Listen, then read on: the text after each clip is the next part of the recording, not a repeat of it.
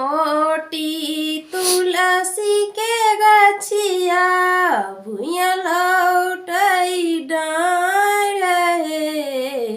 छोटी मोटी तुलसी के गछिया भुइया लौटई डाँड़ रहे। ताई तार जनम लेलखिन वीर हनुमान हे।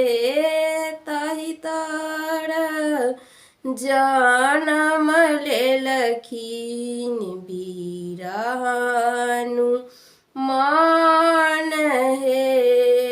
केओहि नका जनम देलखिन केओ पति बाल हे। केओहि नकर जनम देलखिन केओ पति बाल हे।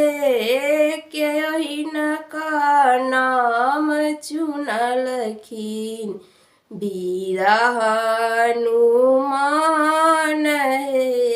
केओहि नकर नाम चुनलखिन वीर हनुमान हे। छोटी मोटी तुलसी के गछिया भुइया लौटई डाँड़ रहे।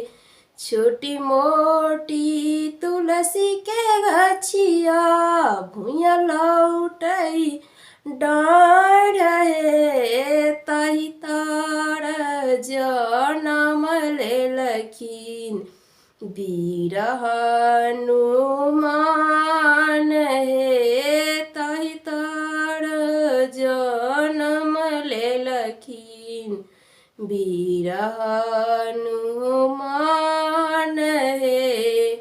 माताहि नका जनम देलखिन पिता पति बाल हे। माताहि नकर जनम देलखिन पिता पति बाल हे।